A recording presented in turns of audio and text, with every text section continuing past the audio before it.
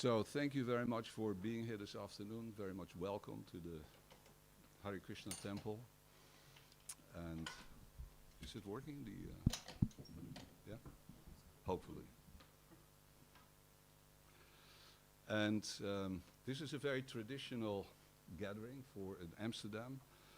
The temple in Amsterdam started in 1970, so that's 55 years ago. 55 years ago. Thank you very much. Hare Krishna. And since then,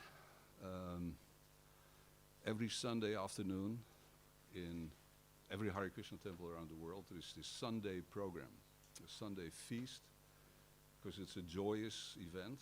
Everybody gets together.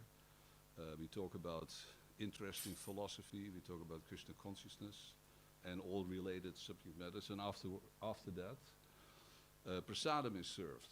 Prasadam is delicious. I remember the first time in my life I ate prasadam. I couldn't believe what I was tasting. It was just unbelievable, so totally different from anything that I was used to. So, of course, it's a cultural thing. Indian food is very different from Western food. But then the way the devotees used to make it, it was literally out of this world. I mean, it was really spiritual. And that's what the devotees were explaining. This is not ordinary food because it's been offered, it's been prepared with love and devotion, it's been offered to Krishna, so it gets a spiritual potency. And when I tasted that food, I just indeed couldn't believe it. Yeah, this is out of this world. It must be spiritual. It's something extraordinary. Is everything okay? Yeah, okay. So ever since then, we have been organizing these Sunday feasts, and I'm very glad to see how many guests there are today. Well, I'm sure many of you have been here in the temple before, right? For whom is it first time that you're here? First time? Yeah, we met downstairs. Where are you from? From Belgium. But you were looking specifically for the Hare Krishna temple. Yeah, well, that's 15 years ago, 20 years ago. That's a long time ago. No, we're here now, so you're very much welcome.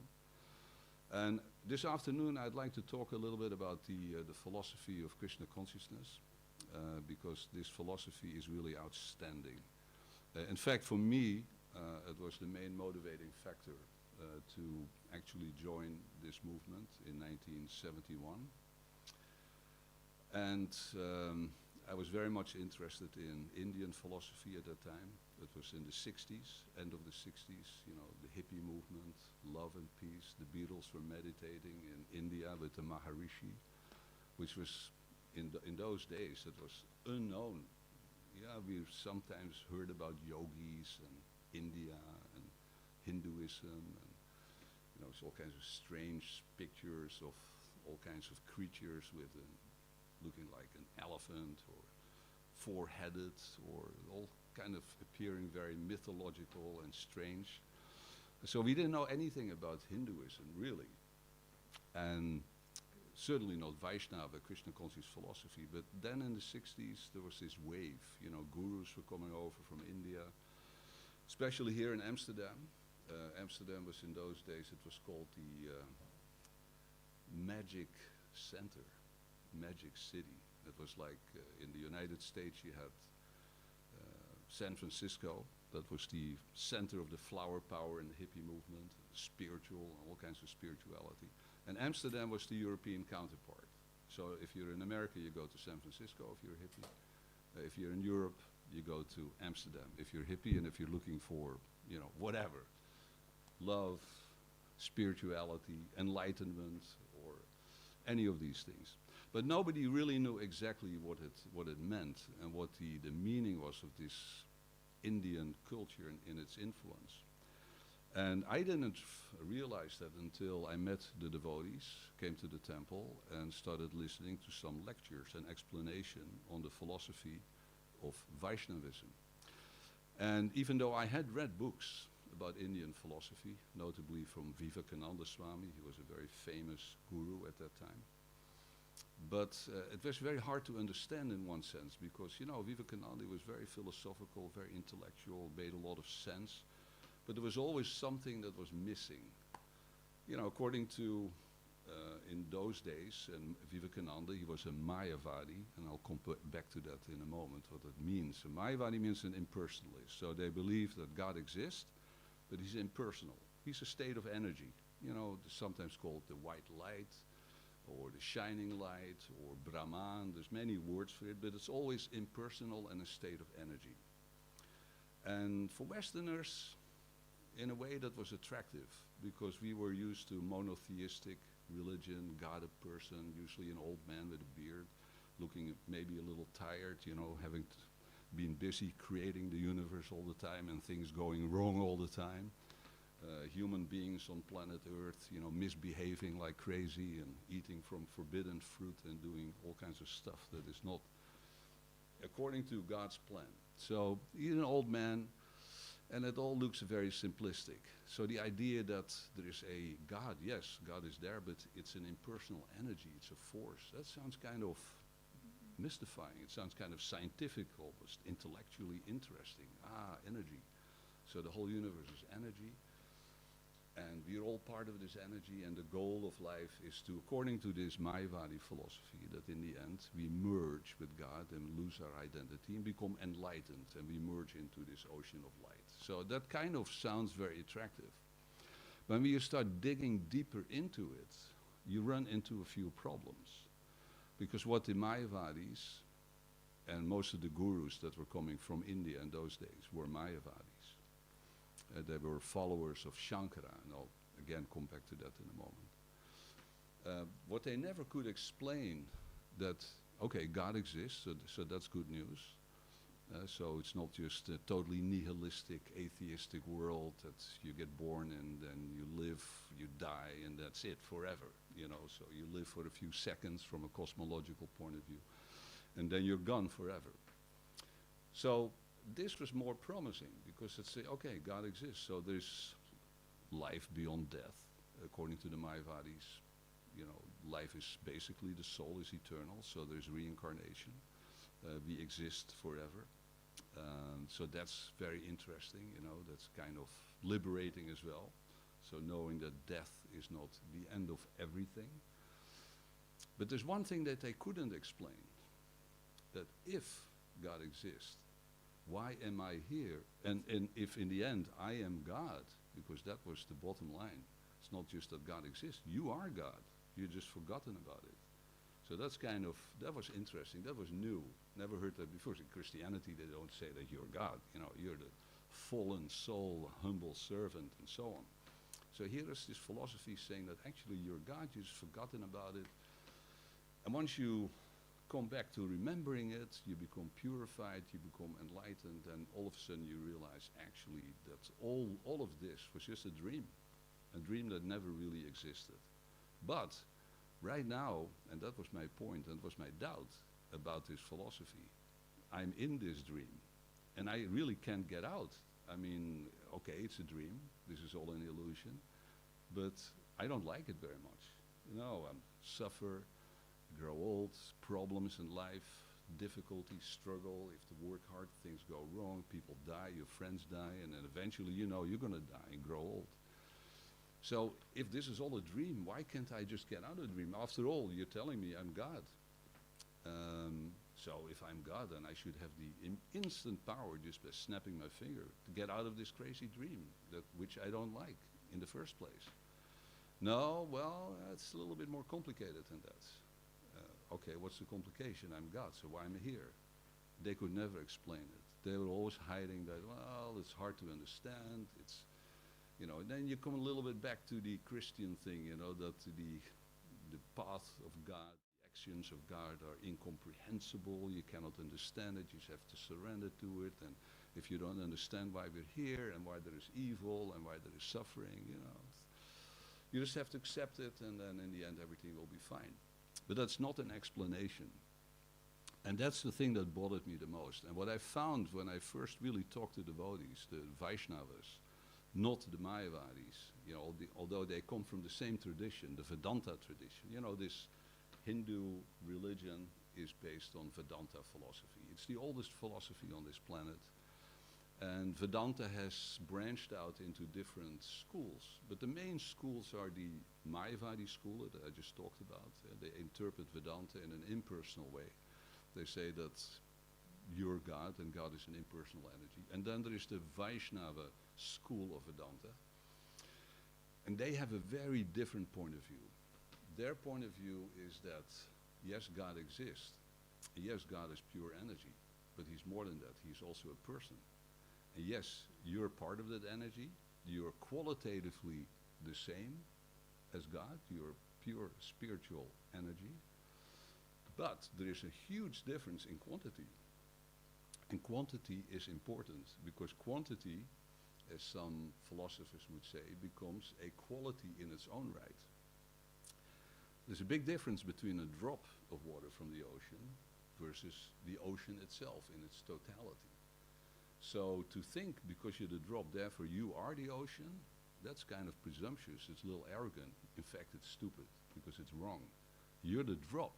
You're qualitatively one, but quantitatively different. And this was the first time somebody gave me this explanation. Moreover, what the devotees were explaining at that time, not only that there is a quantitative and that there's a qualitative identity, meaning that we are made of the same spiritual substance. It's called in Sanskrit Sat Chit Ananda. You heard of that?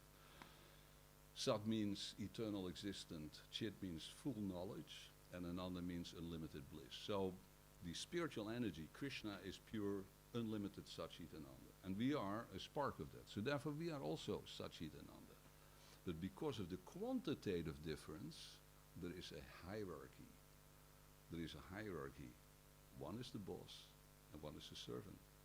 And that was the first time. I heard that in Christianity, of course, you know, that we're all servants. But the explanation about how that came about and what the relations is on a fundamental level, that was never explained. On a fundamental level, the relation is that we are one with God, because we are both spiritual energies, but quantitatively we are different.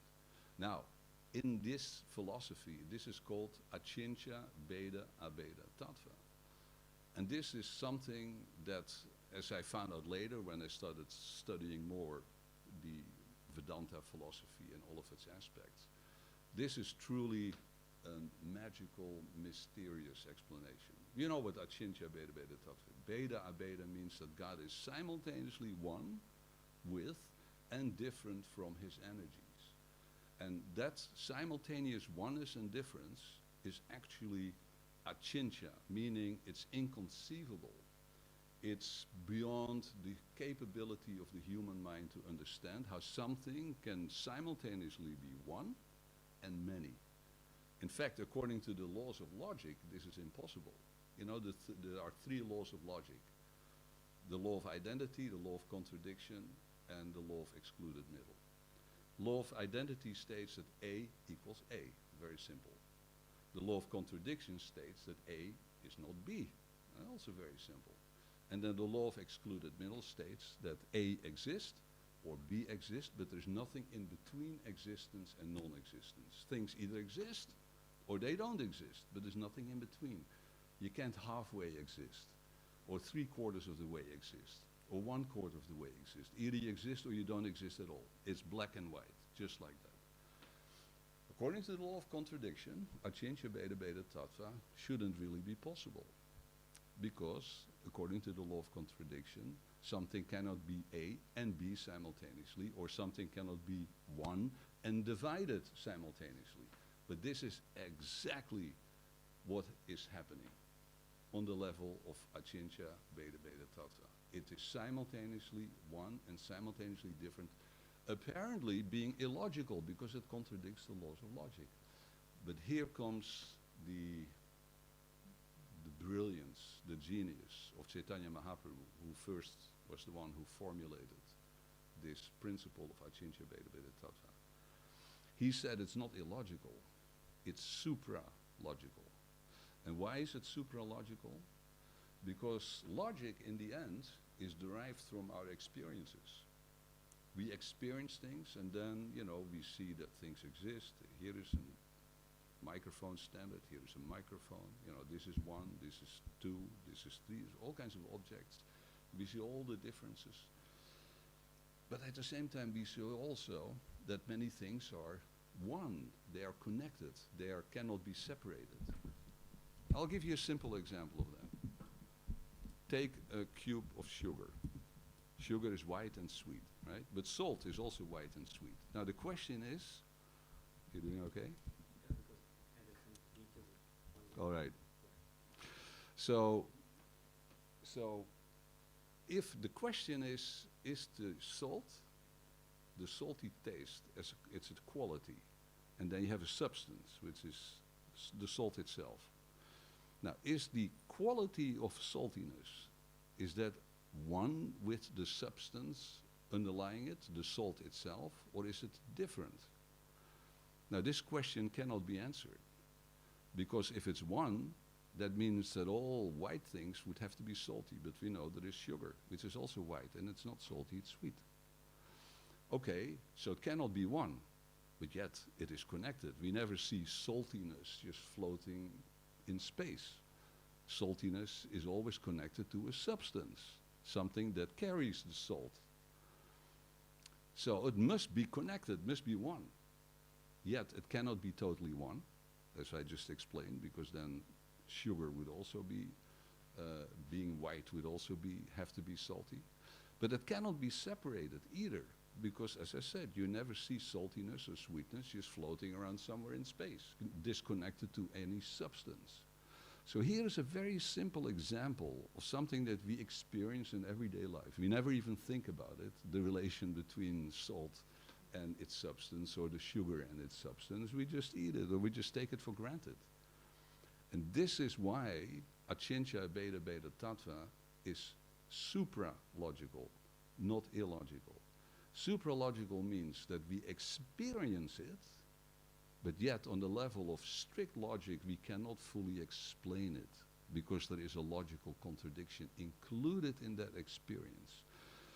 However, experience transcends logic.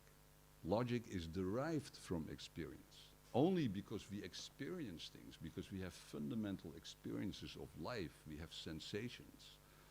Only therefore we are able to deduce logical principles, like mathematics, for instance, being able to count things. So it's supra-logical, and this is something that's truly astounding, because it means it's true, yet it's contradictory, yet it contains the very mystery of the universe. Now the interesting thing is, and it's also explained in the Srimad Bhagavatam, that the fact that on the supreme level, Krishna, being God, is one with his energies that emanate from him, but simultaneously he's different. This is the Achintya Bheda Bheda Tattva principle. I give many examples, the salt and the sugar, but also look at the sun is another very good example. The sun is one, it's a massive star, 150 million kilometers from here. 150 million kilometers from here, incredibly powerful, and through its energy, which is emanating from the sun, it's available and present everywhere. On this planet Earth, we can feel the sun as if it's only a few kilometers away. That's how powerful it is. Yet the sun is on one location, his energies are everywhere. So this is a very good comparison between Krishna and his energies, which is easy to understand. We can visualize it because we experience it every day. So the sun is there, and the sun radiates energy, emanates energy, and that energy is different from the sun, yet it is one with the sun. So here we see another example of the supralogical reality of Achintya Bheda Bheda Tattva. So Krishna is the supreme, and he emanates energy. So that is the foundation of Achintya Bheda Bheda Tattva. But it's not only existing on the level between Krishna and his energies. This Achintya Bheda principle is present everywhere, also in the material world. And I'll give you another example, which has baffled scientists in the modern age, in the 20th century, with the discovery of quantum physics. What they realized, that at the most fundamental level, matter, which we think of as something that's hard, particles, substance, solid, that on a deepest level, matter is simultaneously a particle, and simultaneously it's an energy field, it's a wave. In physics they call this the wave-particle duality. It's a huge problem, it's a paradox in science that scientists and physicists have not been able to resolve. In fact, they have accepted that this is the way matter is. It is fundamentally like that. Fundamentally, matter is simultaneously one and different. Simultaneously a field of energy, which is everywhere, and simultaneously a particle of energy in the form of mass or matter, which is localized.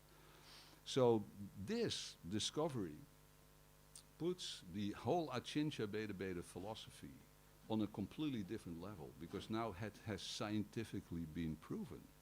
I mean, that's astounding. And the core of that understanding is that in the end, the universe, as in the 15th, 16th century, when science was developing, the world was living in a great deal of ignorance. And natural phenomena, the natural world was not fully understood at all.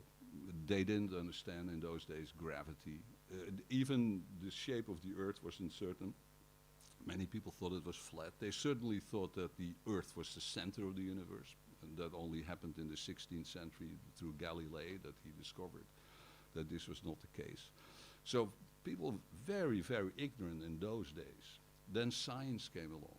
For a few hundred years, all these discoveries, Newton, the laws of gravity, the laws of motion. Now we could understand why planets are revolving, orbiting the sun, and how it's all balanced and how it's working. So we get a completely different understanding of what was going on.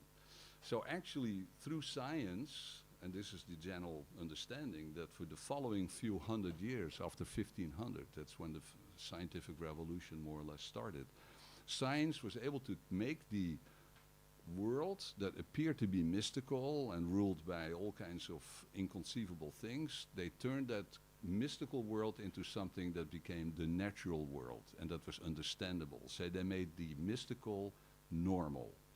Okay, according to Newton, there's matter, bumps into other matter, and that's all according to laws. That's much easier to understand and to explain. So the natural world became like what we call the 19th century view of the natural world. It was a big mechanistic system, a machine that was ruled and controlled by iron laws, the laws of nature. And according to Newton, he was a deist. He did believe in the existence of God, but his opinion was that God only created that machine, then pressed the on button, and then the machine started working by itself, and then God retired. He had nothing to do with it anymore. So the whole thing was running by itself. He created it. He created all those fantastic laws of nature, but then he retired, had nothing to do with it anymore. So that was the mechanistic view of the world. A machine that was understandable and was kind of logical, and it made all these mysterious things kind of natural and normal. And then Einstein came along in the beginning of the 20th century. And all of a sudden, he came out with these incredible statements. Oh, wait a minute. Energy is not just a product of matter. It's the other way around. Matter is a product of energy. And not only that, time and space, they're not disconnected. They're actually part of the same reality. They are one. It's like the time-space continuum. So you got the two massive formulas. E is mc squared. Energy is mass, squared to the speed of light, squared. And then time and space also became one. So all of a sudden, this mechanistic universe just fell apart. It didn't work anymore. It was not mechanistic. There were other forces. In fact, there was energy. And this was a problem that Newton already had in the 16th, 17th century. When he discovered gravity. But he could not explain how it worked. Because gravity basically meant that an object that's maybe 10 million kilometers away is being attracted by another object 10 million kilometers away. But there's nothing in between except empty space. So what is that force that is attracting them? There must be something there. There must be some substance that's keeping it together, or pulling it together, or pushing it apart. But they couldn't find that substance. So Newton couldn't, they had some ideas about the ether, that, you know, the ether was like a more subtle thing than you know, in fact, the ether philosophy returned by a big roundabout way and came back into the physical jargon, but they couldn't explain. So Newton couldn't explain it, but then Einstein explained, no, wait a minute, everything is energy, and space itself is that energy. So there is not such a thing as empty space. Empty space doesn't exist. It's full of energy. And this was fully realized with the quantum philosophy. And in the quantum field understanding is that the universe is basically a massive field of energy, in which that massive field of infinite, unlimited energy, all actual and potential things are existing simultaneously. So if you then go back to the Vedanta philosophy, and you read the descriptions of Brahman and the spiritual world and the spiritual energy, that's precisely the definition of spiritual energy, that which contains everything, potentially and actually, and it is totally miraculous and inconceivable, supra-logical. So what happened that from the 19th century, which was a mechanistic view of the universe, we jumped to the 20th century, and all of a sudden everything became mysterious again. So science took from the Middle Ages, made the natural world understandable and turned it into something that's mechanistic and explainable. And in the 20th century, it went back into something that was even much more mysterious and ununderstandable. That's the modern physics that we have today.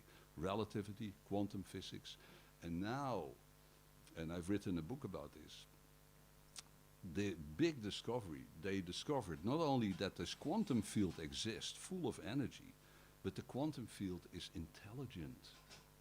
It has intelligence, it has consciousness, it must be conscious. Why? Because the complexity of this material universe, from the smallest subatomic particles to the largest mega clusters of galaxies and everything in between, all of that consists of an unbelievable level of organized, not just complexity, because complexity can also be a chaos. No, it's organized complexity.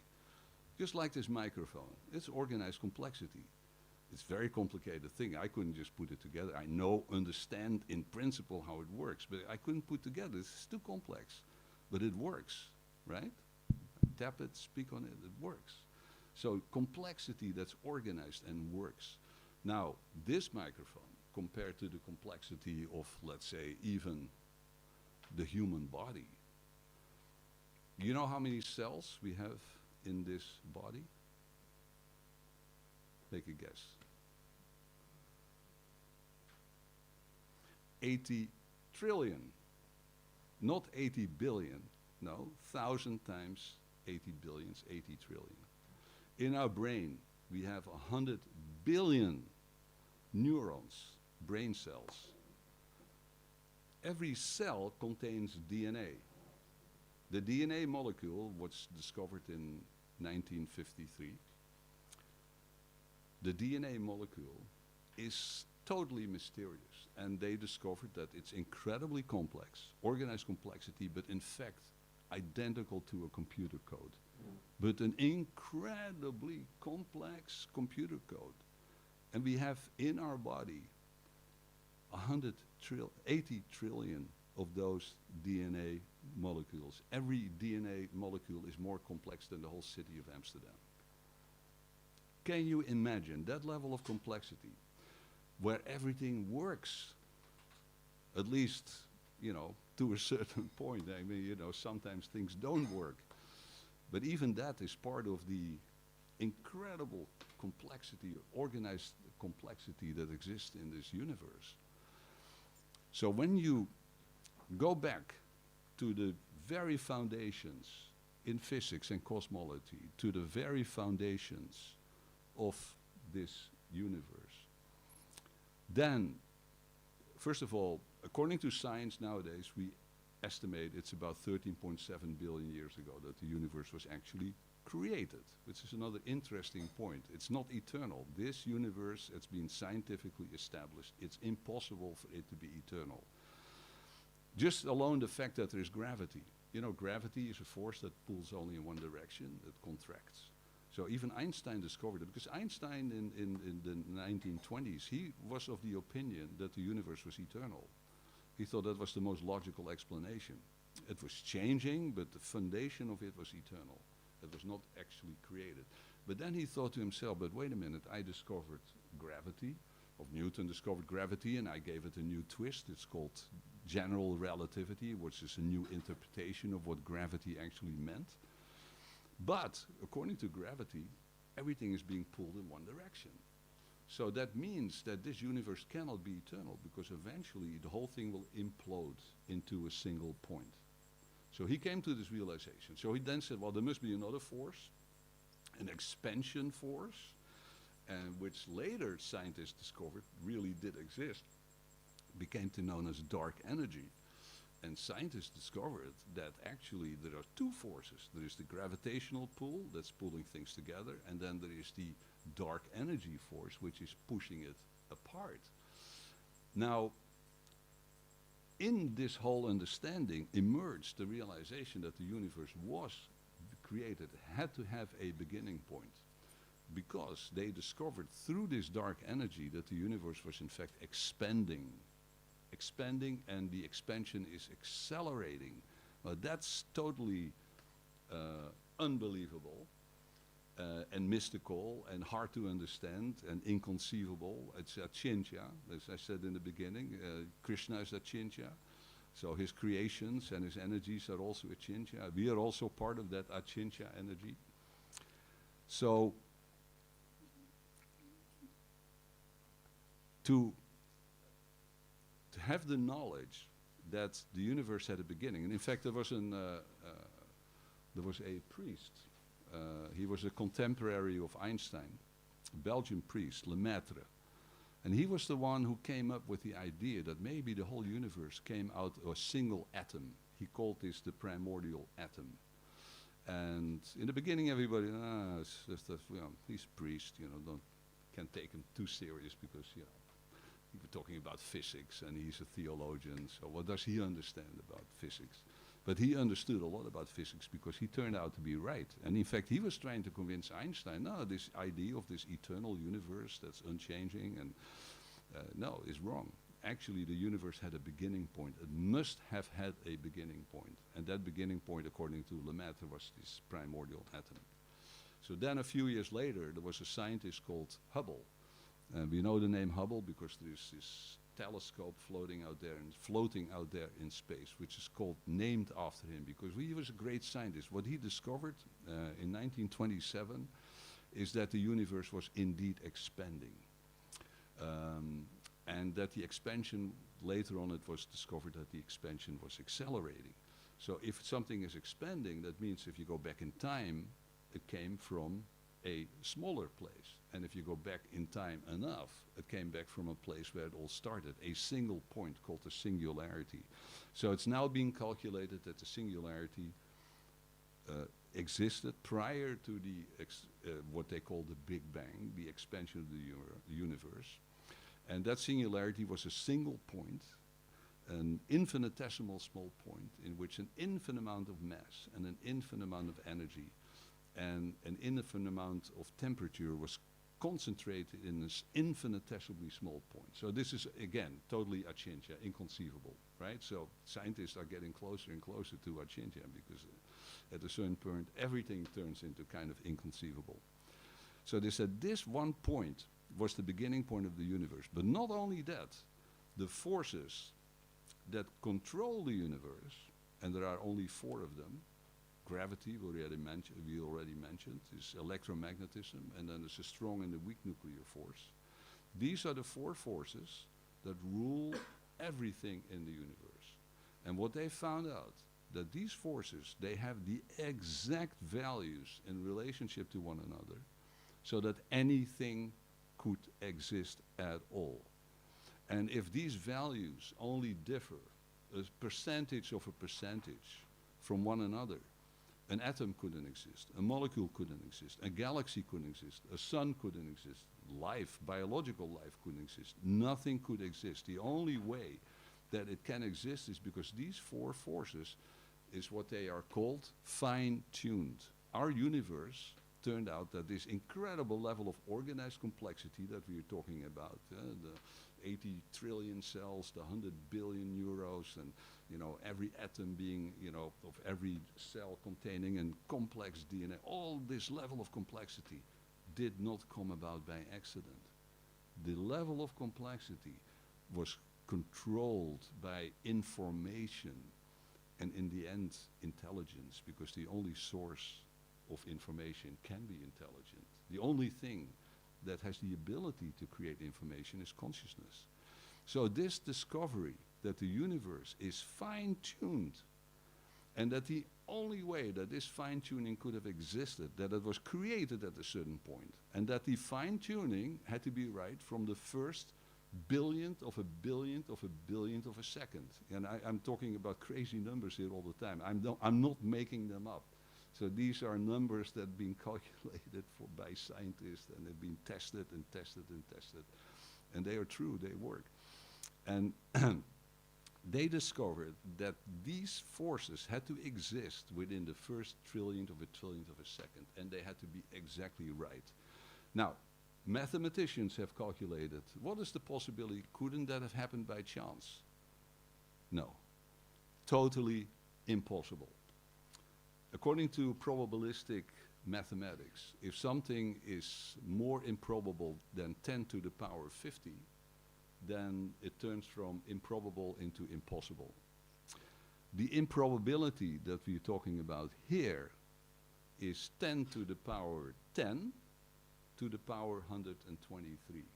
Now this is a number, this is so incredibly large, if you would write it out, it would fill up a big part of the universe itself. Just a number, writing it out, let alone what the number means.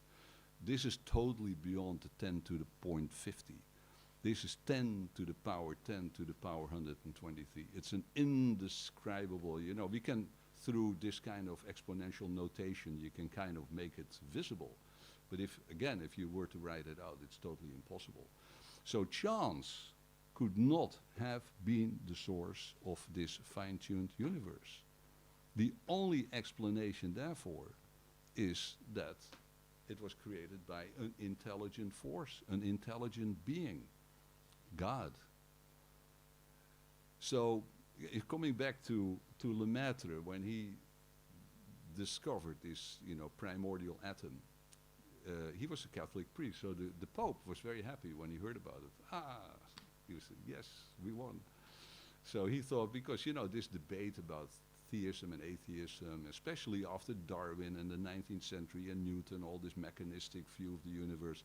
So atheism was rising. In the 19th century, the end of the 19th century is considered to be the golden age of atheism. And then Einstein came, and the quantum physics appeared, and then the fine-tuned universe showed up, and the discovery that the universe had a beginning point, which was hugely important, because the whole idea, it is coming back to this idea of chaos. Many people, atheists, they believe that. You take what the universe is basically made of atoms and void, right? Two things, atoms and void. Now, if you take an infinite void, and in that infinite void, there is an infinite amount of atoms, but they're all disconnected, but they bump into one another by accident. So you get all these, over billions of years, atoms bumping into one another. The logic is that, if you take an eternity, then eventually something will happen that looks like it's structured, and it looks complex, and it's organized complexity, and even a human being or a monkey could come out of it, So that's possible if you take eternity. So there's this famous example of you take an infinite amount of monkeys with an infinite amount of typewriters, and you give them eternal time.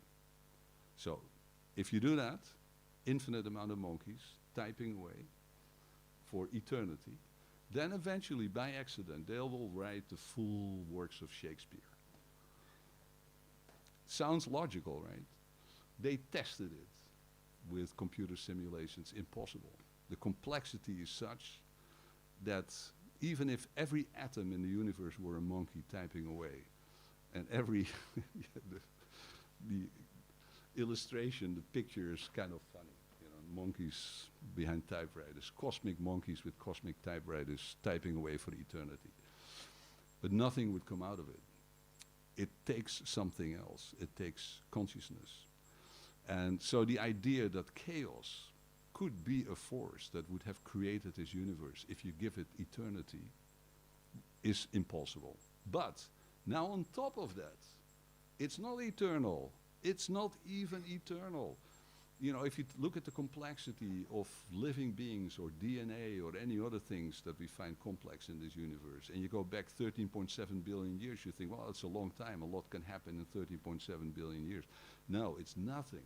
Compared to the level of complexity that you have to overcome, you need even more than eternity. It's totally impossible, let alone in 13.7 billion years. So the fact that there was a point of creation, the Pope was celebrating. Many religious people thought, oh, we won. You know, finally we got established also the fact that God created the universe, that the universe was actually planet Earth was actually created. So this realization has put the Vaishnava philosophy in center, because our philosophy is exactly explaining all these points. We explain that the universe could not have emerged out of chaos. It could not have emerged out of nothingness, because that's another point that scientists are arguing, and they are not giving up so easily. They say, well, okay, you say that the universe came about in 13.7 billion years ago, and therefore this universe had to be created and it had to be God.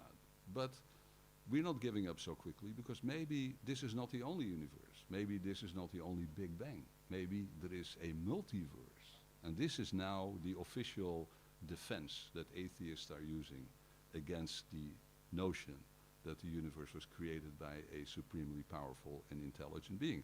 They say, no, we go back to the original idea of chaos, not just only one universe with billions of atoms and a void, but there are billions of universes, trillions, infinite number of universes, and they all were created at different points, different big bangs, you know, and we just happen to be in the universe where the values of these four forces, electromagnetism, gravity, the strong and the weak nuclear force, happen to be exactly right by accident. By accident. And all the other universes, they're all failures. They turned into big black holes, or they didn't exist at all, or just existed for a second and then they exploded. You know, none of them worked except the one that we're in.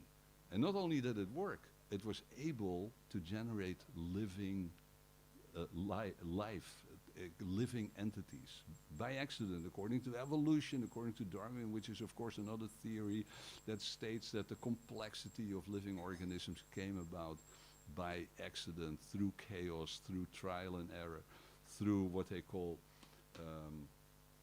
the process of what is the word they use in Darwinian philosophy, the survival of the fittest, you know, the struggle to survive, and then by accident you mutate and you get more smart, more intelligent, you become more complete, and of course that will go on forever, so till you reach a status of being superhuman, or as many evolutionists believe, that you know, because of evolution theory, the future is unlimited. We can reach unlimited state of being. In fact, we could become God just in the whole process by accidentally evolving into higher and higher and more perfect beings. So this whole notion, of course, was now it was smashed, because it just became impossible. Neither evolution, biological evolution, nor the evolution of the universe itself, in the way that it has been depicted by atheists, became possible. So Vaishnavism had the perfect explanation for this. And why is it so perfect? Because first of all, the understanding that God is eternal and that his energies are eternal.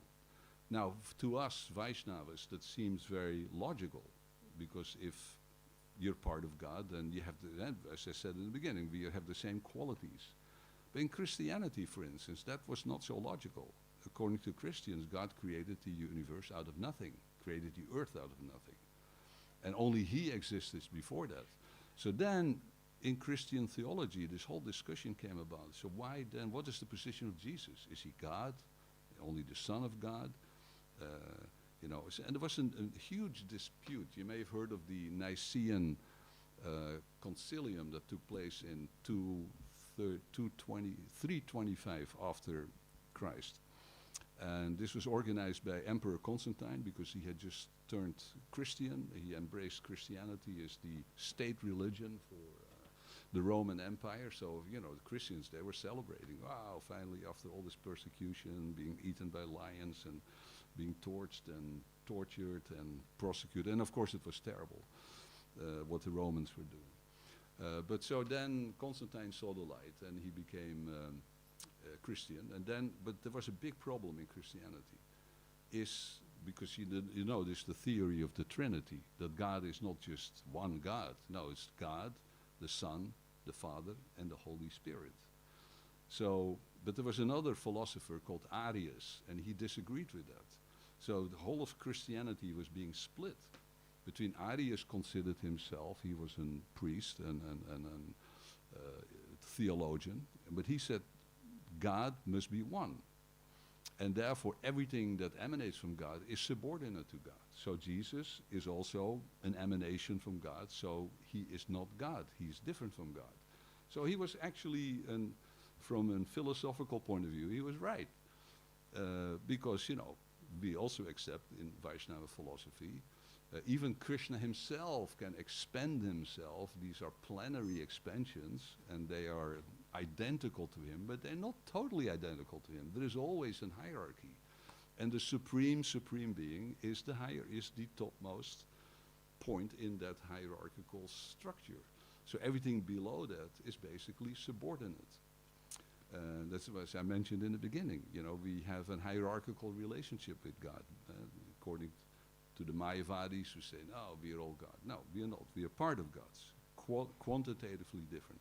So the Christians, they had a huge debate, and later on in 1053, there was a schism between the Greek Orthodox Church and the Western Catholic Church, and it turned into two separate religions, in fact, up till today. And there was also a lot of politics and power and so on involved, but a lot of the theological difference was related to this fact, this idea of the Trinity. Is God one, or is he basically Father, Son, and the Holy Spirit? They couldn't reconcile that. But within the Achintya Bheda Bheda Tattva philosophy, it's so easy to reconcile. Yes, of course, Christ, Jesus, was a part of God. He was the Son of God. So we are all children of God. We are all parts of God. We are qualitatively the same. So we are also divine. Now, Jesus might have been enlightened to realize his divinity, and we are conditioned souls in Kali Yuga, so we may understand, as we are all sitting here, we are here because we understand that in essence we are also divine. But we also know it's not so easy to realize your divine self. You have to go through a process. It's called sadhana bhakti. It's bhakti yoga. You have to practice. You have to follow certain principles. You have to do hard work actually to obtain enlightenment and to realize your divinity. But in essence, we are all divine beings. That doesn't mean we are equal to God. So in Vaishnava philosophy, this is so easy to understand. But then in Christian theology, when you start from the point of view that God created the universe out of nothing, creatio ex nihilo, as it's called in Latin. No, this is not the view of Vaishnavism. Vaishnava view is parinamavada, that God is the source of everything, and he transforms himself, and the transformation, his energy, is a transformation of himself, but yet it's different. Coming back to the sun and the sunlight. The sun irradiates the sunlight. The sunlight is one and different from the sun. Achinsya Beda Beda Tattva. Everything is, in that sense, Achinsya Beda Beda Tattva. And the Vaishnava philosophy is perfect in explaining that. So that's, coming back to the very beginning of what I was talking about, is that going back to this Mayavadi concept, that we're all God and we've forgotten about it. The question that I could not have answered, understanding that philosophy, is how come that we suffer? Now, in Vaishnava philosophy too, this is a problem. Because why, if there is Vaikuntha and we are, in Vaikuntha and perfectly happy serving Krishna, why would we have a desire to do something else, to go outside of the Vaikuntha world and enter into the material world? And in fact, entering into a place now in Kali Yuga, which is not the greatest place to be in the material world, because the material world is not always bad. There are heavenly planets which are almost on a spiritual level. Even planet Earth in better times, in Satya Yuga and Dwapara Yuga, is kind of heavenly. In Kali Yuga, it turns kind of hellish. And then, of course, we're not talking about the hellish planets. They are also there for people that have been really bad, done some ugly things, and killing and torturing and causing suffering to other beings. You have to, according to the laws of karma, you'll have to undergo that yourself. So then what is the explanation? The Mayavadis certainly couldn't explain it. In Christianity, we have the original sin. It's an interesting story, but how does it work? Just Satan seducing Eve to eat from an apple. And, of course, the interesting thing from a symbolic point of view, the tree that Eve was eating from was the tree of the knowledge of good and bad. And Satan, the snake, was convincing her, saying, Allah, God is smart, because he knows that if you eat from that tree, you become as powerful as God, because then you will also have the knowledge of the difference between good and evil, and you become equal to God. So, she thought it was an interesting idea. She ate from the apple, and Adam said, it's only just an apple, let me take a bite as well. And that's the whole misery started. That's the original sin. That's everything emanated from that. And that's why we're here, according to that philosophy. Now, the Vedas, from a symbolic point of view, there is truth in that. Because it is true, and Srila Prabhupada explained that the reason why we, at a certain point, we deviated from our spiritual path is because we had a desire to be like Krishna, to have some power like him. And Krishna has many powers, has many features, many attributes. He's beautiful, he's infinitely intelligent, he is full of bliss, he's also rich beyond measure, he is famous beyond measure, and he's infinitely powerful. So these are the 6 qualities of Krishna. Krishna is called Bhagavan, one who's full of all opulences. So when the jiva is attracted to Krishna, he's attracted to all of these. But each one of these opulences of Krishna, his beauty, his bliss, his fame, could already be overwhelming. So the soul has the ability to choose which quality of Krishna you want to be attracted to. Just like we know there are different levels in which we can have a relationship with Krishna.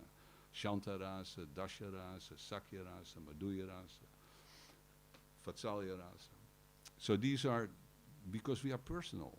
Krishna is a person. So we have emotional, personal relationships, emotional states of being. And so we can be attracted to Krishna. Because Krishna, and Srila Prabhupada explained that whatever we are attracted to, even in this material world, it's always Krishna that we are directly or indirectly attracted to. Anything that's beautiful, anything that's attractive, anything that is splendorous, anything that is enjoyable in this world is actually an indirect reflection of Krishna's beauty, Krishna's energy, and Krishna's power. So a soul can also become attracted to Krishna's power. But part of power is that you want to do something with it. Now, if you just love Krishna, that's kind of a passive relationship. But if you want to create things, you want to be active. So a soul can decide to become active. And it's explained in the Vedas that some souls, they are given then by Krishna the opportunity to create. So in fact, it's not like if you fall down from the spiritual world, you automatically you go to an hellish place. No, you first become a demigod, because you don't have any karma yet, except that you want to create. So when you become a demigod, you can use your power. You can be Lord Brahma, and Lord Brahma, he's a servant of Krishna, he's a devotee, and he has incredible power. But he knows that he has to use that power in Krishna's service. Now, when you're a demigod, and you start abusing your power, you're taking it a little too much, your ego gets bigger, power is intoxicating, then that's the path when you start deviating. And rather than acting in harmony with the cosmic order, and rather than acting as a servant of Krishna, you start becoming your own, kind of God, and want to be worshipped and want to be served by others. And when that deteriorates, the laws of karma kick in. And that's when there is the path on the way down. And it's all based, in the end, of attachment to power. And power generates the ability to gratify your senses, generates the ability to be famous and rich, all of the things that we desire, all of the qualities that Krishna has, as Bhagavan, and we want to imitate that. But then we're doing it in the wrong way. So it's not black and white. It's not immediately when you fall down into the material world, then that's the end of it. No, you can be Lord Brahma, and being perfect Lord Brahma, you go back to the spiritual world straight away. And your desire to create and to enjoy, to use that power has been satisfied. So this is a very logical explanation. It's not a black and white thing. It's the possibilities that we have, because after all, we are individual souls. We are personalities, and as personalities, we have a degree of independence.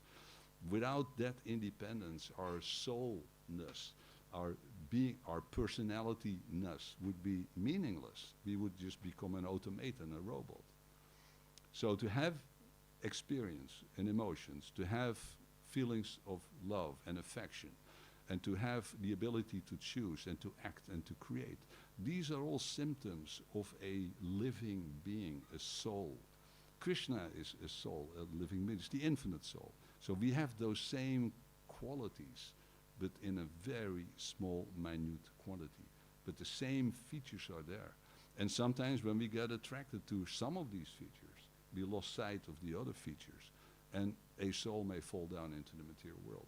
Now, Srila Prabhupada gave the example that the material world is just like a prison house for those souls who desire to step out of the normal cosmic order, and you get into another cosmic order. Just like if you do something bad, you get caught, you go to prison. And prison is also an order, but it's a different kind of order than if you're a free citizen. Now, according to Prabhupada, I said it once, that the amount of soul, the percentage of souls that fall down is infinitesimally small. And it's funny because and I was looking up some statistics the other day, even in the Netherlands, you would think, there's prisons, and you often hear about, there's not enough cells to lock people up, and we are invaded by, foreigners, and, it's like the whole, half the country is in jail, kind of, But if you actually look at the numbers, the amount of people in Holland sitting in jails, it is 0.03%. It's really small. So Prabhupada explained the spiritual world is like that. Practically speaking, hardly any souls ever fall down from the spiritual world. It's only a very small percentage, 0.03%. I don't know the number, I'm just speculating, but the number is, Prabhupada used that as an example that, look at the prison population on this planet in most countries. And I looked at the prison population in most Western countries. In fact, in the United States, it's the highest of all developed countries in the world. So it's kind of interesting. But this possibility is there. And that's why there is, in the end, that there's evil. That's why this material world is here. That's why we are here. And that's why Chaitanya Mahaprabhu has come in Kali Yuga to try to help us to become liberated out of this material world that is not a great place to be. And again, especially in Kali Yuga, it's not a great place to be. So for me, when I first confronted this philosophy, and later on I started to really delve into the depth of the philosophy, but also Western science and Western philosophy, and the history of Indian philosophy, of Hinduism, the different schools of Hinduism, because Hinduism is very complex religion and philosophy. You have the 6 orthodox schools and you have the 6 heterodox schools. But the orthodox schools, they're all part of the same Vedanta and the same Vedanta teachings. And so we are in line, Srila Prabhupada was in line from Chaitanya Mahaprabhu. Gaudiya Vaishnavism, the Gaudiya Vaishnava Sampradaya is going back thousands of years. It's very impressive, and the knowledge it brings is very impressive. And it's great that we have the opportunity, by Krishna's grace and by Prabhupada's grace, to be able to discuss this here in Amsterdam. And that's because Prabhupada at a certain point decided in 1965 to go to the Western world, which was unbelievable gamble that he would be able to get here at all, and then once here, being at an elderly age, being able to spread a movement within a few years became a global phenomena, which is just unbelievable. I mean, from an historical perspective, Srila Prabhupada's mission to the Western world and what he brought is just also achintya. It's inconceivable, the result that he had. Because the cultural differences are enormous between Western culture and Indian culture and Hindu culture and Vedic culture. So he bridged that, and he managed to do it, and with an incredible success, because even if you go to India now, and you see the success of the Hare Krishna movement in India, it's just unbelievable. What Prabhupada did, he took the popular Hinduism, which is stemming from original Hinduism, but it has been contaminated by this Mayavadi philosophy. Many Hindus, if you talk to them, they worship, they go to the temple, and but then if you philosophically try to understand it, then you'll realize that they have some kind of impersonal understanding, and that the deities and the murtis and all of that, Krishna is not really there, but they are just manifestations, but in the end it's an illusion. What is really true and what is really existing is Brahman, the impersonal. So now by bringing back the Vaishnava philosophy into India, into the core of where Hinduism started, the success is phenomenal. And Hinduism is back to being really a live, vibrant religion. And the success of our movement in India is just incredible. But the same you see in England, where there's a lot of ethnic Indians living there. That, of course, India for hundreds of years was a British crown colony, and they ruled India. So many of them, they came to England, left India for whatever reason. So there's millions of people living there, and the success of our ISKCON temples in India, in England, is also incredible because of that. Because people recognize that their own culture is now being revitalized, and it's being injected with the correct philosophy and understanding what that popular Hinduism is all about. It's not polytheism, all these demigods, they're just servants of Krishna. There's only one God, there's only one creator, there's only one source of everything, and through his energies, his achintya energies, he expands himself into jivas, demigods, plenary expansions, and so forth. So this, when I encountered all of that, for me that was very convincing. And it's really, till today, 50 years later, and I've studied a lot of philosophy, a lot of religious traditions, and not for a second did I find anything that could even compete with Vaishnava philosophy. And it doesn't mean that we have to start thinking we are superior. This is a big, big, big mistake. We may have superior knowledge, but never to think of yourself, therefore, I'm superior. You may think of yourself, okay, I'm blessed, I have that knowledge, but I'm still, the realization of that knowledge is that I have to be very humble. I have to be very humble. I'm the servant of the servant of the servant. Never start thinking that because you are blessed by Krishna to be able to participate in this Vaishnava community, that therefore you are privileged to the point you are superior, that you're better. No, it's the opposite. Once you realize we're here in Kali Yuga, in fact, it's a big reality check in the realization that we are very fallen, especially in Kali Yuga.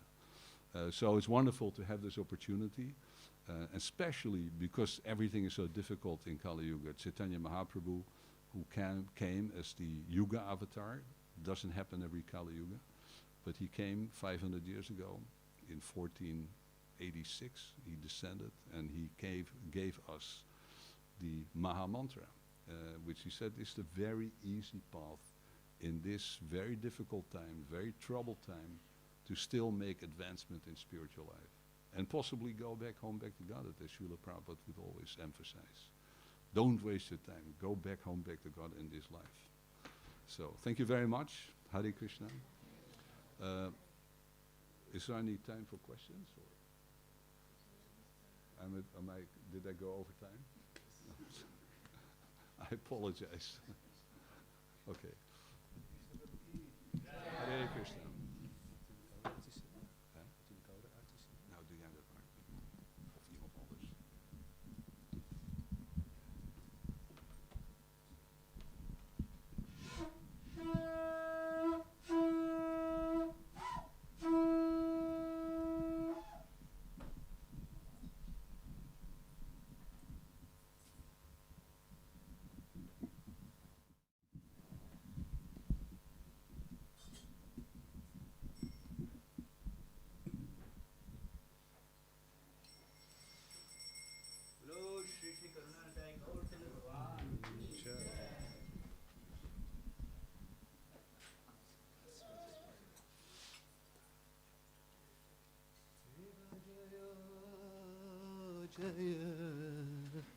Gora Chande Aarti ko Shobha Jaya Gora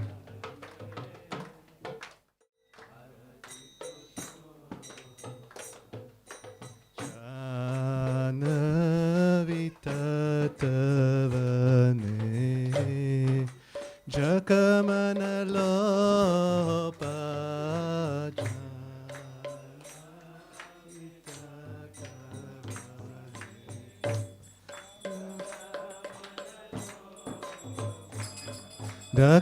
Dakine Nitai Chand Bamigatadara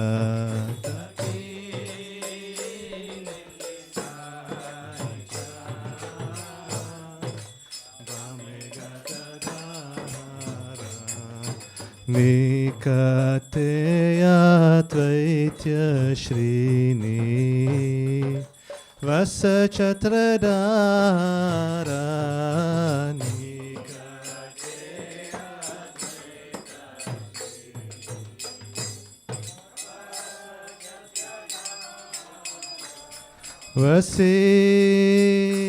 Vasiyache Gorachant Ratna Singhasane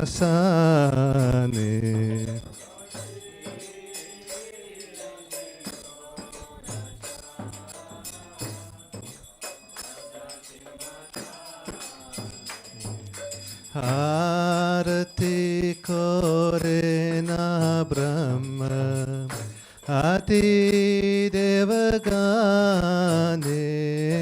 Aarti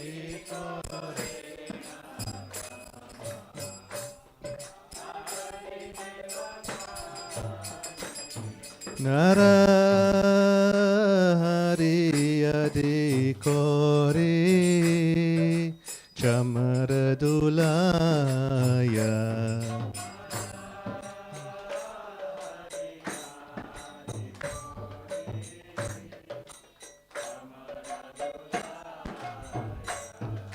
Sanjaya Mukunda Vasu Goshati Gaya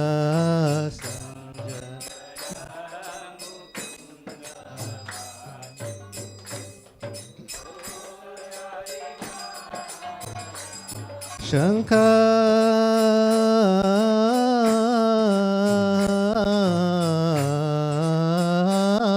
bache ganta bache bache karatala shankar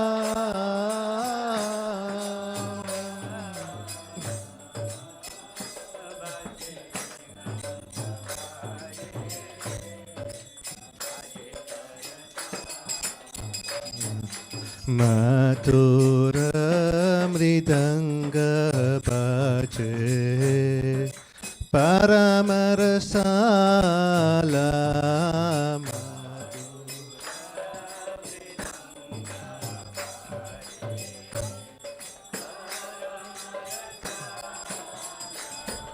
Shanka bache ganta bache matur matur matur bache Shanka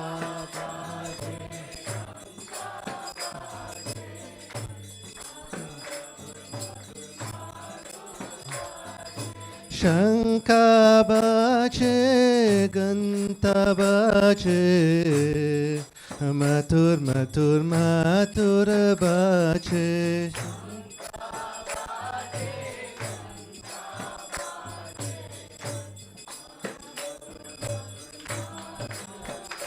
che matur matur matur bache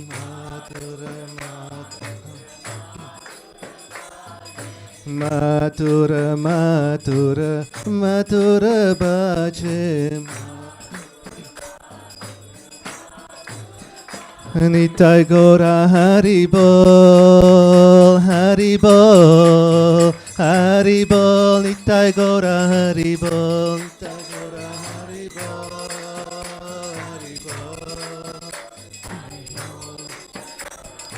Haribol. Nitai Gora Haribol, Haribol, Haribol, Nitai Gora Haribol, Nitai Gora Haribol.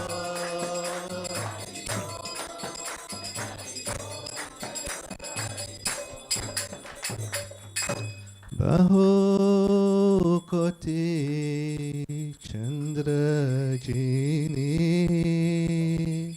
vadana ujvala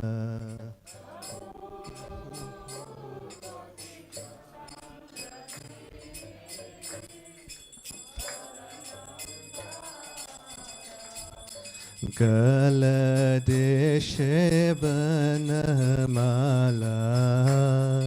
Kore jalamala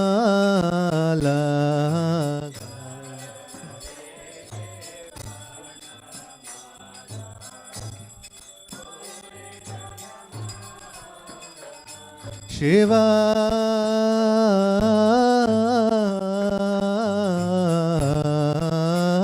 Shuka Narata Preme Gata Gata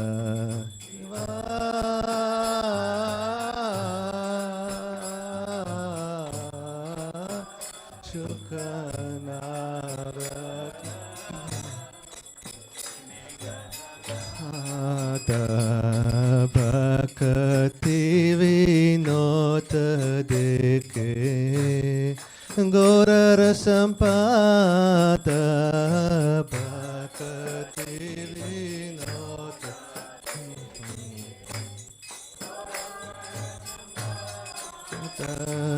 Gaurange Aarti Koshopa Jaka Janamana Lopa Gaurange Aarti Koshopa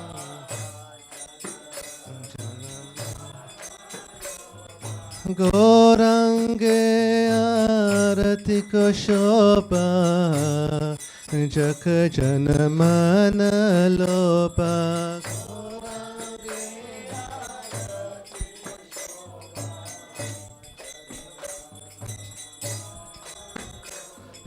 Jaka Janamana Lopa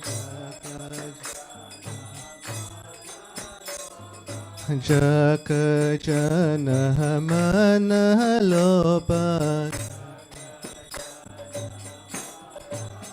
Nitai Gaura Hari Bol, Hari Bol, Hari Bol, Nitai Gaura Hari Bol, Nitai Gaura Hari Bol, Hari Bol.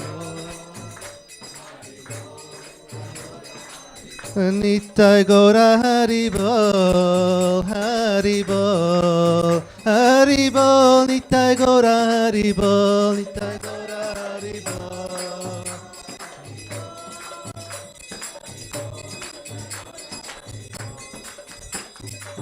Namah Om Vishnupadaya Krishna Prashtaya Bhutale Srimate Bhakti Vedanta Swami Iti Namine.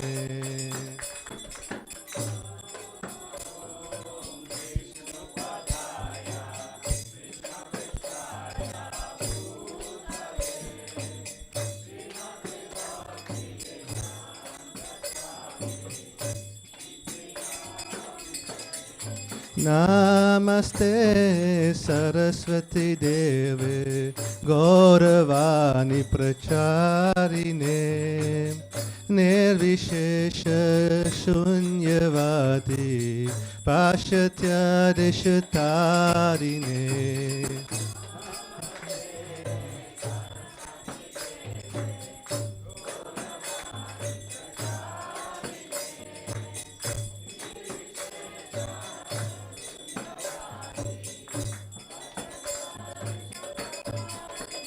Jai Shri Krishna Chaitanya Prabhu Nityananda Shri Advaita Gadadhar Shrivasadi Gaura Bhakta Vrinda.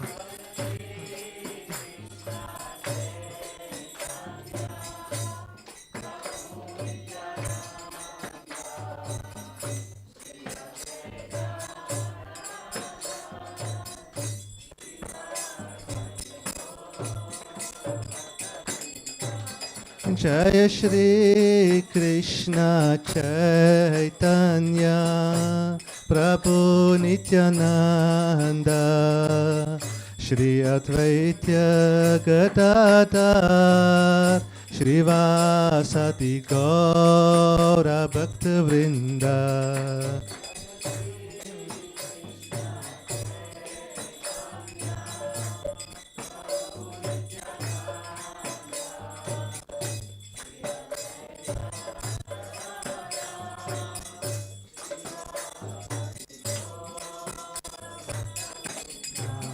Jai Shri Krishna Chaitanya Prabhu Nityananda Shri Advaita Gadadhar Shrivasati Gaura Bhakta Vrinda. Shri Krishna Chaitanya Prabhu Nityananda.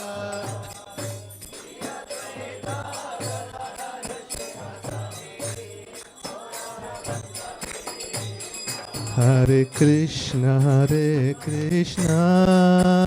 Krishna Krishna, Hare Hare, Hare Rama, Rama Rama, Hare Hare.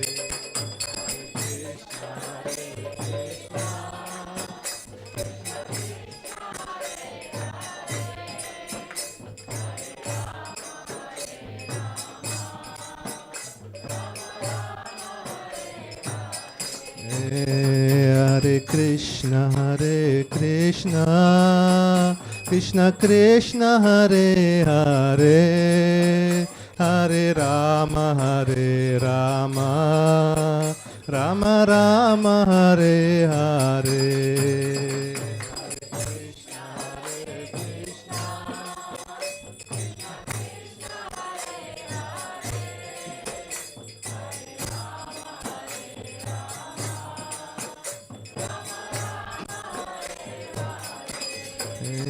Hare Krishna, Krishna Krishna Krishna Hare Hare Hare Rama Rama Rama Hare Hare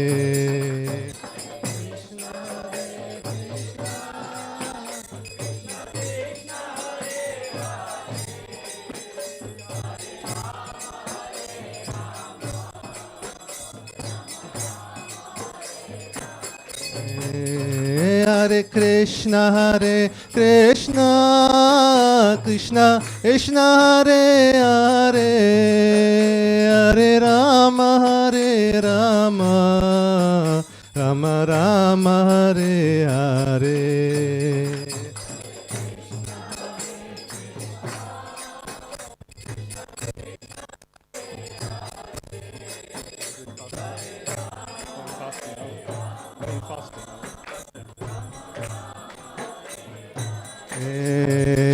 Hare Krishna Krishna Krishna Hare Hare Hare Rama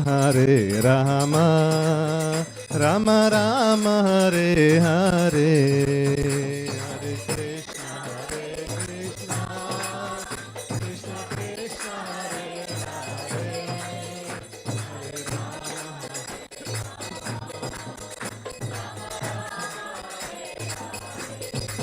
Hare Krishna Krishna Krishna Hare Krishna Krishna Krishna Hare Hare Hare Rama Rama Rama Hare Hare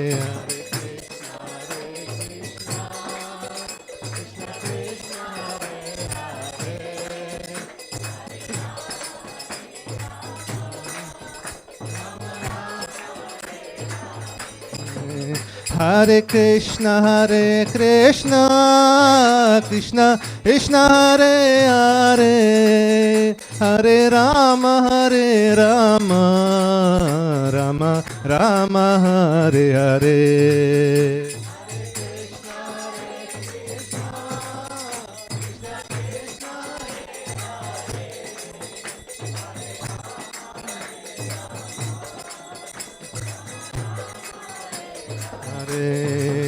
Hare Krishna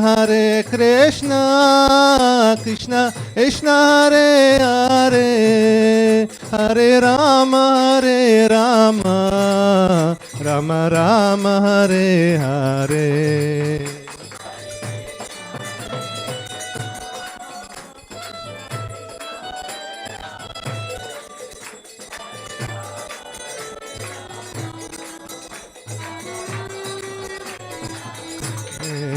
Hare Krishna Krishna Krishna Hare Hare Hare Rama Rama Rama Hare Hare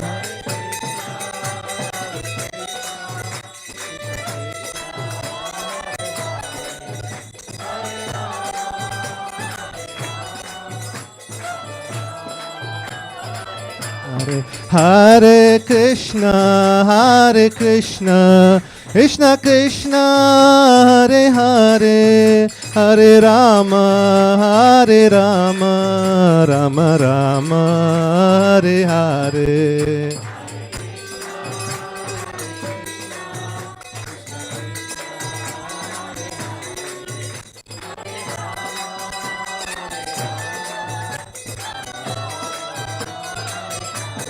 Hare Krishna Krishna Krishna Hare Hare Hare Rama Rama Rama Hare Hare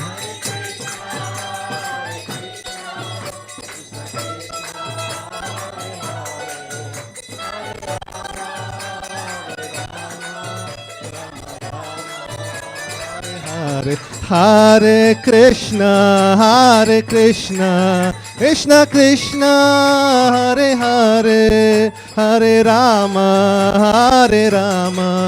Rama Rama Hare Hare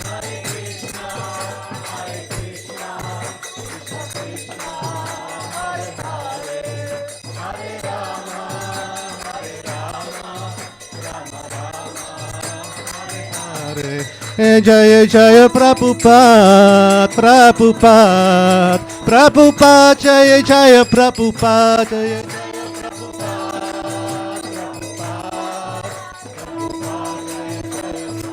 Jaya Jaya Prabhupada, Prabhupada, Prabhupada, Jaya Jaya Prabhupada, Jaya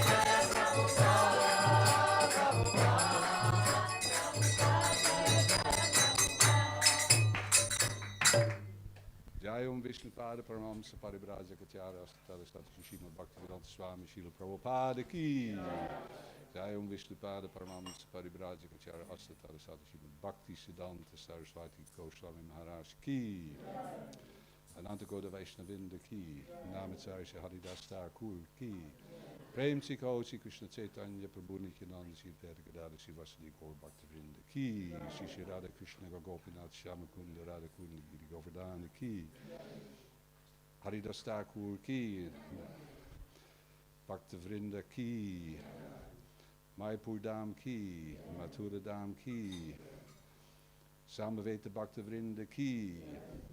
All glories to the assembled devotees. All glories to the assembled devotees. All glories to the assembled devotees. All glories to Sri Gauranga. All glories to Srila Prabhupada Ki.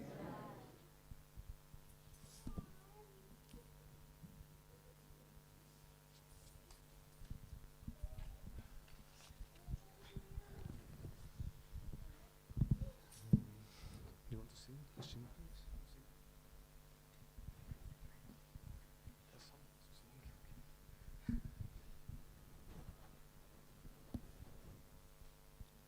Namaste Narasimhaya.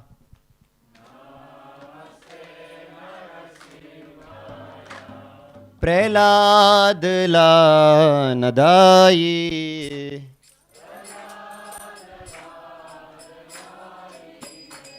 Hiranyakashi Purvakshaha. Hiranyakashi Purvakshaha. Shilatanka Nakhalaye. Hito Narsimha Parto Narsimha. Hito Narsimha Parto Narsimha. Yato yato yami tato Narsimha. Bahir Narsimha Hidahe Narsimha. Bahir Narsimha Hidahe Narsimha. Narsingamadin Sharanam Prapadesh. Tavakar Kamal Vare Nakam Adbhuta Shringa. Dalita Hiranyakashipur Tanubringa. Keshavadrita Narhari Rupa. Jayo Jagadish Hare. Jayo Jagadish Hare. Jayo Jagadish Hare.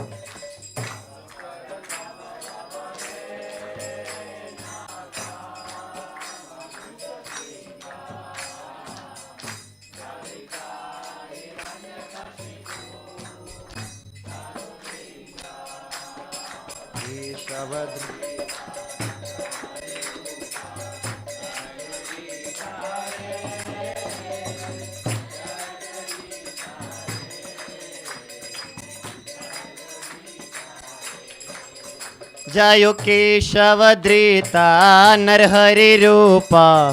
Jayo Jagadish Hare. Jayo Jagadish Hare. Jayo Jagadish Hare.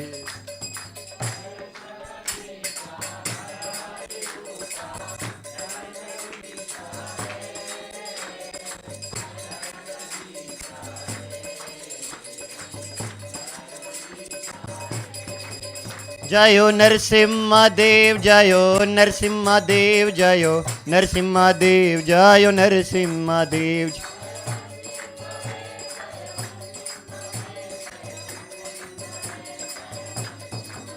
जयो प्रहलाद महाराज, जयो प्रहलाद महाराज, जयो प्रहलाद महाराज, जयो प्रहलाद महाराज।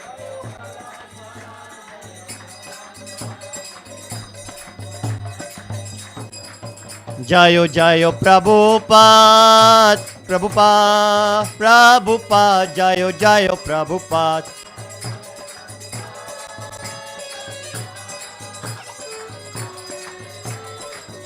नित्य गौरा हरि बोल, हरि बोल, हरि बोल, नित्य गौरा हरि बोल।